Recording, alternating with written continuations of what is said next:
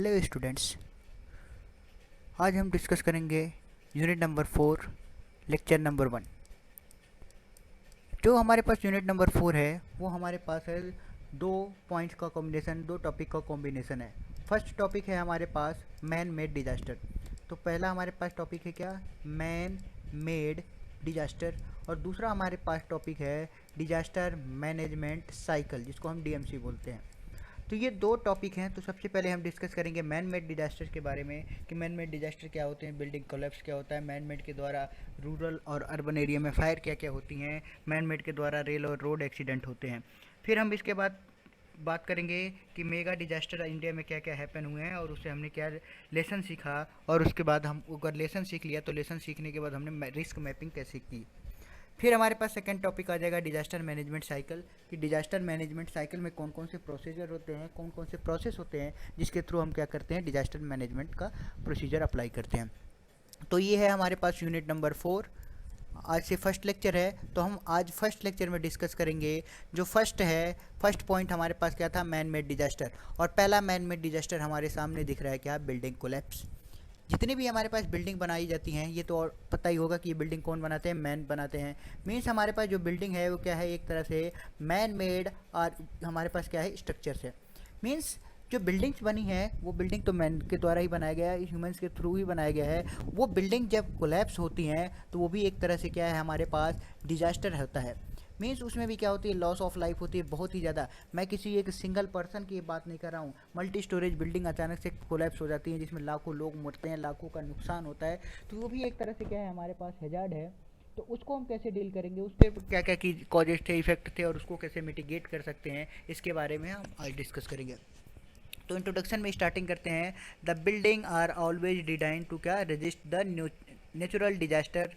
जो बिल्डिंग होती है वो हमेशा क्या डिज़ाइन की जाती है, किस लिए, to resist the natural disaster, कि जो हमारे पास नेचुरल डिजास्टर है, प्राकृतिक आपदाएं हैं, उसको रजिस्ट करने के लिए, उसको रोकने के लिए बनाई जाती हैं। अब जो हमारे पास नेचुरल आपदाएं होती हैं, लाइक नेचुरल डिजास्टर कैसे कैसे, अर्थक्वेक हो गया, फायर हो गया, फ्लड हो गया, साइक्लोन हो गया, अगर ये सारी चीज़ें आ रही हैं तो इन चीज़ को रजिस्ट करने के लिए या इन चीज़ से शेल्टर प्रोवाइड करने के लिए क्या किया जाता है, बिल्डिंग को डिज़ाइन किया जाता है। बट समटाइम्स क्या होता है कि ये जो बिल्डिंग डिजाइन होती है वो अपना टोलरेट नहीं कर पाती। अब टोलरेशन का मतलब क्या है कि जो उसकी बियरिंग कैपेसिटी होती है उससे ज़्यादा वो सहन नहीं कर पाएगी, टोलरेट नहीं कर पाएगी। तो उससे ज़्यादा लोड आ गया, जितना हमारे पास क्या करना, जितना हमने डिज़ाइन किया था, अगर उससे ज़्यादा लोड आया तो उस केस में क्या कर पाएगी, वो टोलरेट नहीं कर पाएगी, वो उसकी कैपेसिटी से ज़्यादा हो जाएगा तो बियर नहीं कर पाएगी, सह नहीं सकती किस चीज़ को, जो एक्सेसिव फोर्सेस आ गए हैं डिजास्टर के चलते, और क्या हो जाएगी, पूरी की पूरी बिल्डिंग क्या हो जाती है, फेल हो जाती है, कोलैप्स हो जाती है, ढह जाती है, गिर जाती है, अभी सर्विस कंडीशन के द्वारा जितने साल के लिए डिजाइन किया था उससे पहले ही। अब ये जो बिल्डिंग फेलियर है refer to the loss of structure homogeneity, जो हमारे पास स्ट्रक्चर की होमोजिनिटी है, एक जो हमारे पास एक यूनिटी थी वो यूनिटी नहीं रह पाते उसमें, जो उसकी इंटीग्रिटी थी वो इंटीग्रिटी नहीं रह पाते उसमें, तो जिसके चलते क्या होता है, वो डिफरेंट डिफरेंट तरह से क्या होता है, इंटीग्रेटेड जो था, जितने भी हमारे पास मटेरियल से यूज़ किए गए थे वो मटेरियल क्या होता है, उनके बीच में बॉन्डिंग प्रॉपर रह नहीं पाती, वो क्या हो जाता है, कोलैप्स हो जाता है। द बिल्डिंग कंपोनेंट आर क्या हो गया, बहुत ही ज़्यादा स्ट्रेस हो जाएंगे, और स्ट्रेस के चलते जो उसकी स्ट्रेंथ होगी उसकी भी कुछ लिमिटेशन होगी, और उस लिमिटेशन से अगर बियॉन्ड, उससे ज़्यादा अगर कोई लोड उस पर अप्लाई हो गया तो क्या होगा, अल्टीमेटली वो क्या कर देंगे, अपनी लोड बेयरिंग कैपेसिटी को लॉस कर देंगे, और जैसे उनकी लोड बेयरिंग कैपेसिटी लूज हुई तो क्या हो जाएंगे, कोलैप्स हो जाएंगे। अब इसके कोलैप्स होने के काजेज जो कारण है वो कौन कॉजेज क्या क्या हो सकते हैं। तो सबसे पहला कॉजेज हमारे पास दिख रहा है, defect in design and drawing, कि जब हम डिजाइन कर रहे हैं या हम जब बिल्डिंग का प्लान बनाते हैं, ड्राइंग मीन्स जनरली हम प्लान की बात करें, जब प्लान बनाते हैं तो वहीं पे क्या हो गया, डिफेक्ट हो गई, वहीं पे क्या हो गई, कहीं ना कहीं त्रुटि हो गई, कहीं ना कहीं हमसे कमियां रह गई। हमसे मीन्स जो वहाँ पे डिज़ाइन किया गया उसकी बात हो रही है, मेरी बात नहीं हो रही है। The sound architecture as well as जो डिज़ाइन होते हैं वो क्या होते हैं, very crucial for the moment of excellence performance, कि वो हमेशा क्या चाहते हैं कि उनका परफॉर्मेंस जो है वो एक्सीलेंस रहे, और जो मेंटेनेंस है बिल्डिंग का वो हमेशा लो बना रहे, मीन्स मेंटेनेंस में ज़्यादा खर्चा न रहे। इस बात का क्या हो जाता है, स्पेशल ध्यान दिया जाता है। लेकिन मेनी टाइम्स क्या होता है, it is observe that building collapse due to error of design. तो हमें बार मतलब मोस्टली यही देखा गया है कि लोग क्या करते हैं कि अपना स्ट्रक्चर डिज़ाइन को कम पैसे में रखने के चलते क्या करते हैं, कुछ वहाँ पे जो डिज़ाइनिंग थी वो एक दो बीम कम करने के चक्कर में क्या करते हैं, डिज़ाइनिंग में एरर आ जाती है और बिल्डिंग कोलैप्स हो जाती है। द इम्प्रॉपर डिज़ाइन क्या होता है, जिसके चलते क्वालिटी ऑफ कंस्ट्रक्शन क्या हो जाती है। जब इम्प्रॉपर डिज़ाइन करेंगे, प्रॉपर डिजाइनिंग होगी नहीं तो क्वालिटी ऑफ कंस्ट्रक्शन भी क्या होगा, ख़राब हो जाएगा, जिसके चलते क्या होगा, it lead to the defect during the service of life. जो आगे चल के उस बिल्डिंग के लिए क्या होगा, सर्विस जो है, उस बिल्डिंग की सर्विस लाइफ है जितने साल के लिए हम डिज़ाइन करेंगे उसके लिए क्या हो जाता है, वो कम हो जाता है। तो ये चीज़ें दिख रही हैं। इसके अलावा हमारे पास क्या थी, जितने भी हमारे पास कोडल प्रोविजन थे, लाइक हमारे पास कंक्रीट यूज़ करते हैं तो IS 456 यूज़ करेंगे, स्ट्रक्चर स्टील स्ट्रक्चर के लिए IS 800 हम यूज़ करते हैं। तो ये सारे के सारे जितने भी हमारे पास कोड हैं, इसी को क्या बोला जाता है, इसकी जो स्पेशलिटी है, इसकी जो स्पेसिफिकेशन है, उसी को क्या बोला जाता है, कोडल प्रोविजन। तो जितने भी हमारे पास कोडल प्रोविजन थे वो क्या करते हैं, हमारे पास इकोनॉमिकल बनाते हैं, साथ ही साथ सस्ता बनाने की कोशिश करते हैं। लेकिन अगर किसी भी कोडल प्रोविजन को नहीं फॉलो किया गया तो क्या हो जाते हैं, बिल्डिंग कोलैप्स हो जाती हैं। समटाइम्स क्या देखा गया कि बिल्डिंग की सिर्फ डिज़ाइन ही नहीं, जो बिल्डिंग का ड्राइंग है जिस पे हम प्रिंट बनाते हैं कि कौन सा एरिया कहाँ पे लेना है, कहाँ कहाँ से मीन्स जो प्लान बनाते हैं, वो प्लान भी अगर इधर उधर छोड़े बहुत क्या हो गया, इनकरेक्ट प्लान आया तो भी बिल्डिंग क्या हो जाती है, पॉसिबिलिटी यही रहती है कि वो बिल्डिंग आगे चल के क्या हो जाएगी, डिफेक्ट हो जाएगी, कोलैप्स हो जाएगी। तो पहला रीज़न तो हमारे पास ये आया। दूसरा रीज़न क्या होता है कि हम क्या यूज़ कर दे रहे हैं, इन्फेरियर मटेरियल। अब इन्फेरियर मीन्स क्या होता है कि बहुत ही लो ग्रेड का कोई भी मटेरियल होता है तो उसको इन्फेरियर बोलते हैं। तो हम जो मटेरियल यूज़ कर रहे हैं, मटेरियल किस चीज़ का, बिल्डिंग के कंस्ट्रक्शन में, तो वो मटेरियल क्या है, बहुत ही लो ग्रेड का है।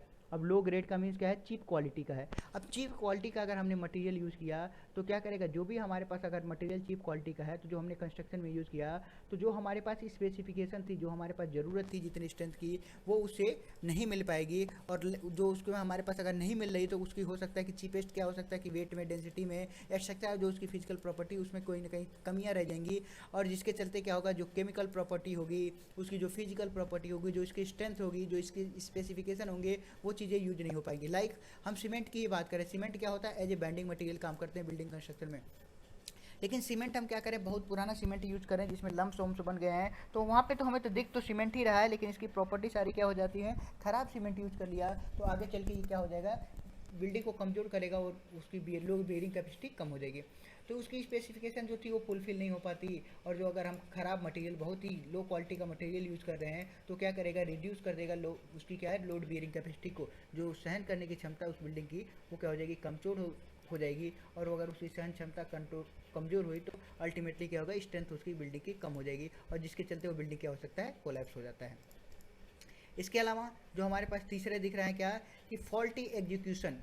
मीन्स जो हमारे पास जो वहाँ पे लेबर थे, जब कंस्ट्रक्शन हो रहा था तो जो एग्जीक्यूट हो रहा था जो हमारे पास प्रोजेक्ट था, तो उस समय क्या हुआ था, फॉल्ट हो गया। या फिर जो सुपरविजन था, मीन्स जो देख रेख थी, उस समय भी क्या हुआ था, अपर्याप्त लोग थे वहाँ पे, सारी चीज़ें हो नहीं पाई। अब ये जो मल्टी स्टोरेज बिल्डिंग है तो क्या होता है, किसी कंट्रैक्टर के थ्रू ही बनती है।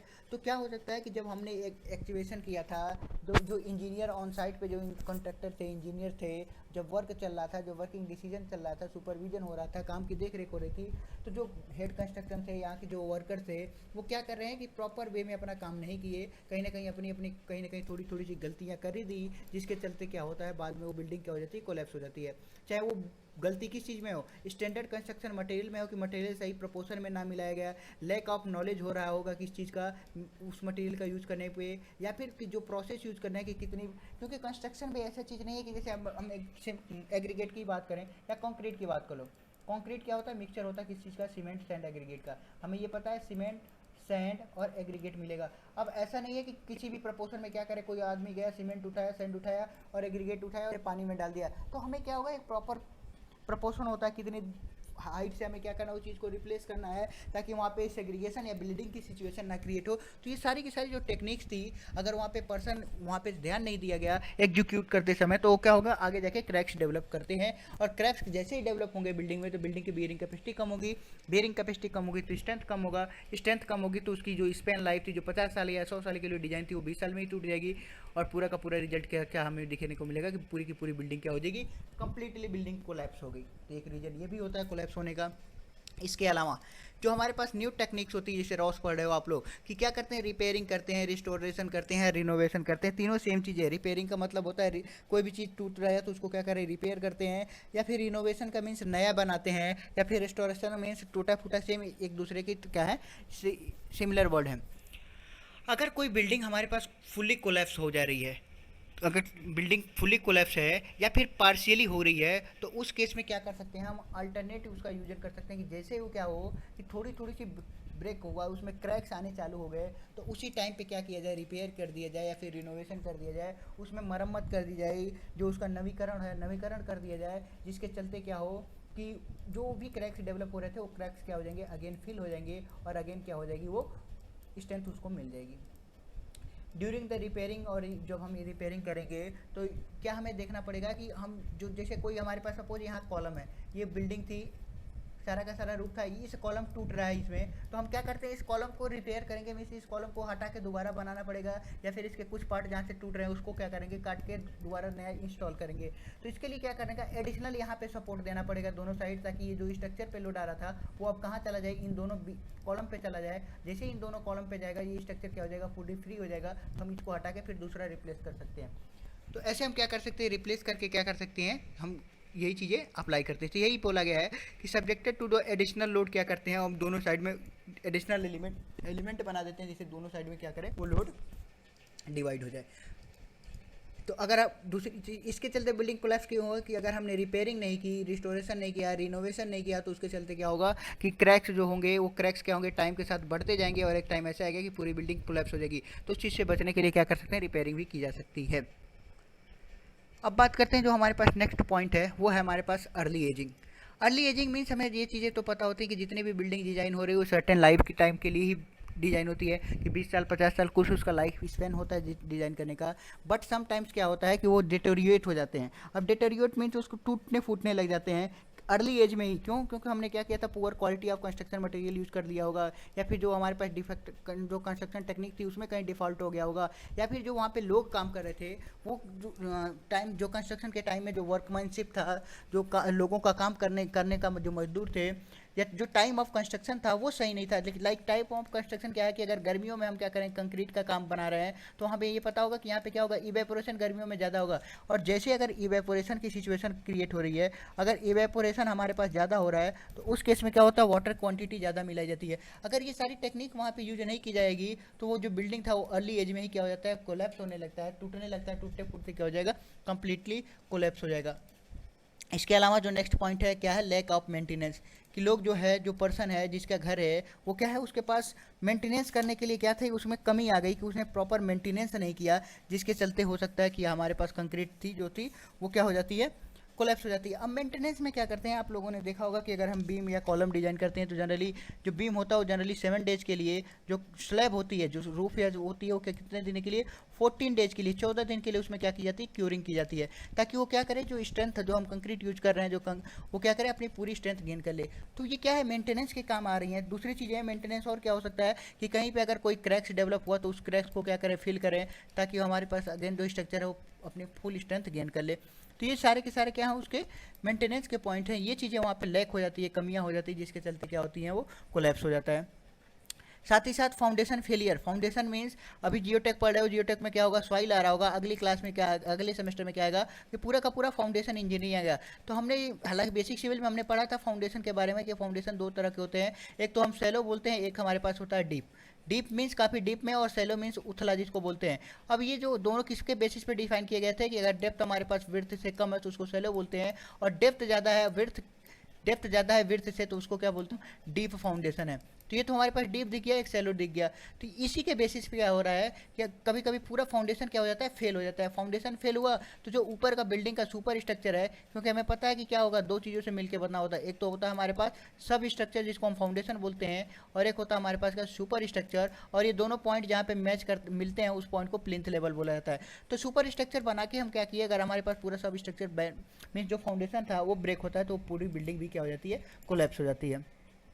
इसके अलावा और कौन कौन से रीजन हो सकते हैं, लाइक एग्जीवेशन क्या हो जाएगा, कि हमने कोई बिल्डिंग बनाई है, हमने क्या किया, ऐसे बिल्डिंग बना दिया, अब ये बिल्डिंग क्या होगा कि इस बिल्डिंग का हमारे पास कहीं ना कहीं क्या हो रहा फाउंडेशन रहा होगा, इस बिल्डिंग का कहीं ना कहीं फाउंडेशन रहा होगा। हमने ये हमारे पास क्या है एन स्टोर की 10-15 स्टोर जितनी स्टोरी बिल्डिंग ही हमने बना दी। अगर हमारे पड़ोसी जो है वो क्या होगा ग्राउंड लेवल यहाँ तक होगा, ये हमारे पास ग्राउंड लेवल होगा, इधर भी क्या होगा ग्राउंड लेवल होगा। तो क्या कर रहे हैं इस फाउंडेशन को ग्राउंड वाले सपोर्ट कर रहे हैं। अगर पड़ोसी ने आकर के क्या किया यहाँ पे डिगिंग कर दी, खुदाई कर दी, एक्सकवेशन कर दिया इस बिल्डिंग के पास, तो बिल्डिंग क्या हो जाएगी इधर इसकी जो टेंडेंसी होती है कोलैप्स करने की वो ज़्यादा होती है, तो इधर क्या हो जाएगी कोलैप्स हो जाएगा। इसीलिए क्या होता है या तो पर्टिकुलर वो यहाँ पे इस साइड पे क्या करे कि एक बैरियर प्रोवाइड कर दे कि जहाँ की यहाँ की मिट्टी इधर ना कोलैप्स करके गिरे और हमारी स्ट्रक्चर बना रहे। अगर उसने ऐसा प्रोवाइड नहीं किया तो हमारा स्ट्रक्चर क्या हो जाएगा कोलैप्स हो जाएगा, और कोलैप्स हो जाएगा तो ऑटोमेटिकली वो हमारे पास क्या हो जाएगा पूरी बिल्डिंग गिर जाएगी। इसके अलावा और क्या क्या रीजन थे, एक्सेसिव फोर्सेज क्या करती हैं नेचुरल डिजास्टर में, एक्सेसिव फोर्सेज आ जाती हैं लाइक अर्थक्वेक आया, साइक्लोन आया, फ्लड आया।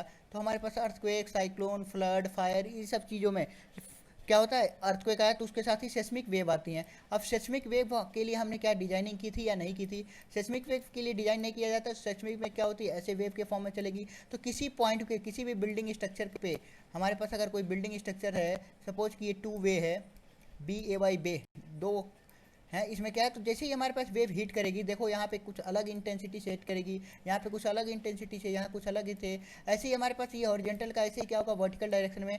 तो यहाँ पे क्या कर रहा है इस पॉइंट पे देखो, तो इस पॉइंट पे क्या कर रहा है इस पॉइंट को ये ऊपर की तरफ उठाने की कोशिश कर रहा है, जबकि इस पॉइंट पे क्या करेगा नीचे की तरफ बेंड करने की कोशिश करेगा। तो वहाँ पे भी क्या होते हैं रूफ और सारी चीज़ें क्या हो जाती हैं कोलैप्स हो जाती हैं। इसके अलावा ओवरलोडिंग की जितनी उसकी बियरिंग कैपेसिटी थी कि हमने डिज़ाइन की कि हमारे में हमारी जो बिल्डिंग है उसमें 100% के लिए हमने डिज़ाइन की, और 100% के कंपेरिजन में वहाँ पे अगर 200 लोग चले आ रहे हैं रहने के लिए तो क्या हो जाएगा ओवरलोड कंडीशन क्रिएट हो जाएगी, और जैसे ही ओवरलोड क्रिएट हुआ वहाँ पे क्या हो जाएगा कोलैप्स हो जाएगा। इसके अलावा जो स्ट्रक्चरल कॉन्फ़िगरेशंस होता है वो क्या किया उसमें क्या किया चेंजेस कर दिया कि लाइक हमारे पास कहाँ लगाना था स्टील स्ट्रक्चर लगाना था कि स्टील स्ट्रक्चर मजबूत होता है, किसी ने क्या किया कि इसकी कॉन्फ़िगरेशन चेंज करके स्टील की जगह क्या लगा दिया टिम्बर लगा दिया। अब लकड़ी लगा दिया लोहे की जगह, तो ऑब्वियसली वो क्या हो जाएगा लकड़ी ज़्यादा ख़राब होगा। तो ये जो उसकी कॉन्फ़िगरेशन थी उसकी प्रॉपर्टी थी वो चेंज कर दी। या फिर हो सकता है कि जो हमारे पास स्टील छोड़ा, स्टील अभी समझ नहीं आएगा, आरसीसी की बात करें, आरसीसी में हमें क्या करना था M30 ग्रेड यूज करना था, लेकिन किसी ने क्या किया इसकी जो कॉन्फ़िगरेशन थी M30 उसको कन्वर्ट करके क्या किया कि नहीं हम M20 का ही बना लें। तो कहीं ना कहीं डिजाइनिंग M30 पे हुई थी, हमने कंस्ट्रक्ट कर दिया कॉन्फ़िगरेशन चेंज करके M20 पे, तो उसकी कैरेक्टरिस्टिक्स कहीं छीड़ हो गई, कहीं ना कहीं उसमें कमियां आ गई जिसके चलते बिल्डिंग क्या होती है कोलैप्स होती है। इसके अलावा जो हमारे पास अनसिमेट्रिक जो हमारे पास आर्किटेक्चरल डिजाइन होते हैं कि मीन्स अनसिमेट्रिक में समझ आ रहा है, एक तो होता है सिमेट्रिक जिसमें क्या होता है कि जितने भी हमारे पास एक्स और वाई एक्सिस के अलाउंग सारे पॉइंट क्या होते हैं सिमेट्रिकल होते हैं, तो उसको सिमेट्रिक बोलते हैं। अनसिमेट्रिक जो हमारे पास अनकॉन्फिगरेशन होता है, जो उसकी विशेषताएं होती है स्पेशली अर्थक्वेक के केस में, तो अगर अनसिमेट्रिक है तो ज़्यादा क्या होता है उस पर रिस्क होता है किस चीज़ का कोलैप्स होने का। तो ये तो हमारे पास बिल्डिंग कोलैप्स के बारे में। इसके अलावा जो हमारे पास जो रीजन था जो हमारे पास मैन मेड डिजास्टर हैं, एक तो हमारे पास या रूरल कहें या अर्बन कहें फायर हो जाती है, गांव या शहरों में क्या लगती है आग लगती है। तो उसका क्या क्या रीजन होता था, क्या क्या इंट्रोडक्शन में सबसे पहले क्या लिखा है, या तो हम वाइल्ड लाइफ फायर की बात करें या फिर हम बात करें वाइल्ड लैंड फायर की। वाइल्ड लाइफ फायर किस मीन समझ रहे हैं जंगल की आग, या फिर वाइल्ड लैंड बात करें कि जंगल में लगने वाली आग। तो दोनों अलग अलग सिमिलर टर्म्स हैं कि जंगल की बात करें या जंगल में लगने वाली आग की बात करें या फिर रूरल एरिया में बात करें। अब ये आग मीन्स किसको हम फायर बोलेंगे तो क्या होता है अनकंट्रोल फायर होता है, जिसको हम क्या बोलते हैं मीन्स उसको कंट्रोल नहीं कर सकते, ऐसे फायर को हम क्या बोलते हैं कि वहाँ पे क्या हो गई फायर लग रही है। अब ये जो एरिया होगा जो अनकंट्रोल फायर फायर हो रहा है कहाँ पे कि एरिया ऑफ कंबस्टिबल वेजिटेशन। हमें पता होता है कि रूरल एरिया में क्या होता है लोग खेती बाड़ी करते हैं, खेती बाड़ी करने के बाद क्या करते हैं जितने भी वहाँ पे पराली आ जाती है उसको जला देते हैं। तो जितने भी वेजिटेशन हो रहे हैं रूरल एरिया में उसको जला देते हैं, जिसके चलते क्या होता है वहाँ पे बहुत ही ज़्यादा आग लग जाती है। Depending on the type of vegetation present की किस टाइप की हमारे पास वेजिटेशन लगाए हुए हैं, वाइल्ड लाइफ फायर जो होती है उसको भी क्या किया गया है क्लासीफाइड किया गया है। कैसे कैसे, कहीं पे बोला गया क्या ब्रश फायर, कहीं पे बोला गया बस फायर, कहीं डेजर्ट फायर, कहीं बोला गया फॉरेस्ट फायर, कहीं ग्रास फायर, कहीं हिल फायर, कहीं पीट फायर, कहीं वेजिटेशन फायर। तो ये किसके बेसिस पे किया गया है, किस टाइप की हमारे पास टाइप ऑफ, यहाँ पे लिखा हुआ क्या टाइप ऑफ वेजिटेशन, किस टाइप के हमारे पास वेजिटेशन है उसके बेसिस पे ये क्लासिफिकेशन किया गया है। अब ये सारी चीज़ें सबको पता है। बस फायर मीन्स कहीं कहीं झाड़ियाँ आ जाती हैं तो उसको क्या बोलते हैं बस फायर होते हैं, जंगलों में आग लगाते हैं तो उसको डेजर्ट में उसको डेजर्ट आग बोलते हैं, फॉरेस्ट जंगलों में आग लगाते हैं तो फॉरेस्ट, अगर घास फूस को जलाते हैं तो ग्रास फायर, हिली एरियाज में आग लगाते हैं तो हिल फायर, ऐसे ही हमारे पास पीट फायर, ऐसे ही हमारे पास वेजिटेशन फायर होता है। अब हमारे पास कुछ ऑर्गेनाइजेशन होते हैं, बहुत सारे ऑर्गेनाइजेशन कंसीडर क्या करते हैं कि जो वाइल्ड फायर होता है इज टू मीन क्या होता है कि अनप्लान होता है और अनवांटेड फायर होता है, जबकि हमारे पास वाइल्ड लैंड फायर जो होगा ये क्या होगा, ब्रॉडर टर्म होगा। इसमें हमारे पास क्या होगा, सारी की सारी चीज़ें प्रिस्क्राइब्ड फायर होगी, पहले से जानबूझ के लगाई गई आग होती है, तो उसको क्या बोलते हैं, ये ज़्यादा डिटेल में हम जाएंगे तब उसको वाइल्ड लैंड बोलते हैं। और एक होता है वाइल्ड फायर जो हमारे पास अनकंट्रोल अनप्लान होता है। कॉजेज क्या क्या हो सकते हैं किस चीज़ के, जो ये फायर आ रही है, कि रूरल कम्युनिटी हमारे पास देखा गया कि जो रूरल गाँव में होते हैं उनके पास यूनिक से प्रॉब्लम होते हैं आग लगने के, कि कोई दोपहर में खाना बना रहा था तो आग लग गई उसकी झोपड़ी में तो पूरा गांव जल जाता है। तो ऐसे ऐसे रीजन होते हैं। किसी ने क्या किया, अपने घर का जो कूड़ा कचरा होता है वो क्या करते हैं, एक दूसरे जगह पे ओपन डंपिंग करते हैं गांव में, तो ओपन डंपिंग पे ले जाके रख दिया, तो ओपन डंपिंग पे क्या हुआ, सारी चीज़ें सुलगते सुलगते आग के फॉर्म में हुई, फिर गांव जल जाता है। तो उनका जो होता है यूनिक बातें सुनने की मिलती हैं, कि अजीब अजीब सी बातें सुनने की मिलती हैं कि गाँव में आग कैसे लग जाए। लेकिन हमें ये चीज़ पता होता है कि जो डिस्टेंस होता है कम्युनिटीज़ के बीच में और उनके बीच में रहने वाले जो लोग हैं, और उनके जो कुछ कार्यक्रम हैं कि कहाँ कहाँ पे खेती बाड़ी करने के लिए अलग अलग जगह पे मड उड रखते हैं, तो ये सारी चीज़ें क्या होती हैं, एक रिजल्ट के फॉर्म में चैलेंजेस होती हैं रूरल एरिया में।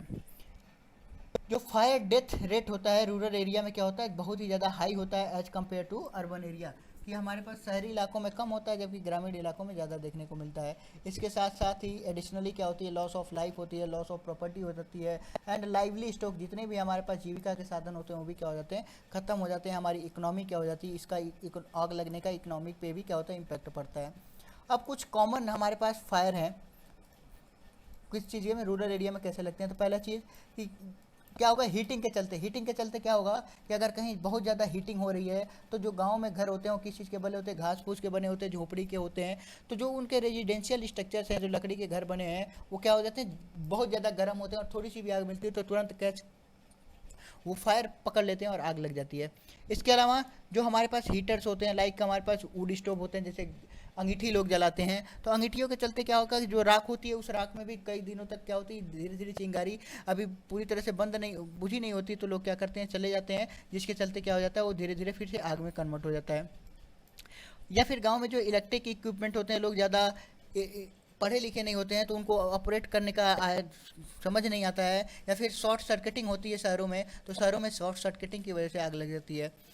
जो गांव में है, many homes do not have working smoke alarm, कि गांव में होता ही नहीं है, गांव में कभी किसी ने किसी के घर होगा ही नहीं कि क्या उसमें क्या हो कि स्मोक अलार्म लगे, कि जहाँ पे आग लगे तुरंत क्या हो जाए, अलार्म बज जाए। शहरों में हमारे पास क्या होता है, ये चीज़ें देखने को मिलती हैं। अब वहाँ पे कोई अलार्म नहीं है तो जो पर्सन जहाँ है उसको कोई बताने वाला नहीं है, तो उस केस में क्या होती है, डेथ रेट क्या होती है, ज़्यादा होती है गाँव में। अब इफेक्ट की बात करें तो इफेक्ट क्या क्या आएगा, तो वाइल्ड लाइफ जो होगा, मीन्स वाइल्ड फायर, जो जंगलों की हमारे पास आग है उसके चलते क्या होगा कि बहुत सारे डैमेज होते हैं, बहुत सारे प्लांट्स जल जाते हैं। प्लांट्स मीन्स पेड़ पौधे जल जाएंगे, और एनिमल्स भी क्या होते हैं, कभी कभी जल जाते हैं, उनकी डेथ हो जाती है। इसके अलावा जो हमारे पास फायर फाइटर्स होते हैं वो भी क्या हो जाते हैं, इंजर्ड हो जाते हैं, किल हो जाते हैं। और फायर फाइटर्स का हम किसके बोले थे, कुछ जंगलों में ऐसे भी पेड़ पौधे होते हैं जो क्या होते हैं कि फायर के अगेंस्ट काम करते हैं, तो वो भी क्या हो जाते हैं, डैमेज हो जाते हैं। लॉस ऑफ प्लांट्स जो ऑलरेडी डिस्कस कर चुके थे। अब हमारे पास एक टर्म्स यहाँ पे दिख रहा है कि कहाँ पे हमें रिपोर्ट मिलती है, बहुत सारे इंस्टीट्यूट में रिपोर्ट स्टडी की गई, तो ये पाया गया कि वहाँ पे क्या हो जाता है, ग्रासिफिकेशन हो जाएगा। मीन्स ग्रासिफिकेशन मीन्स क्या होगा कि हमारे पास क्या, ये तो पता है कि ये कहाँ है, सॉइल जो आग लगेगी तो कहीं ना कहीं सॉइल पे भी इसका इफेक्ट होगा, ज़मीन भी गर्म होगी। अब हमारे पास जो लैंड है वो भी क्या है, वो हीट होगी, तो जो लैंड में कंपोजिशन होता है, क्योंकि आप लोगों ने पढ़ा होगा आराम कि ब्रिक्स, जो हमारे पास ब्रिक्स मीन्स क्या होता है, जब भी ईंटे की बात होती है तो उसमें क्या होता है, सिलिका कंटेंट होता है सिलिका।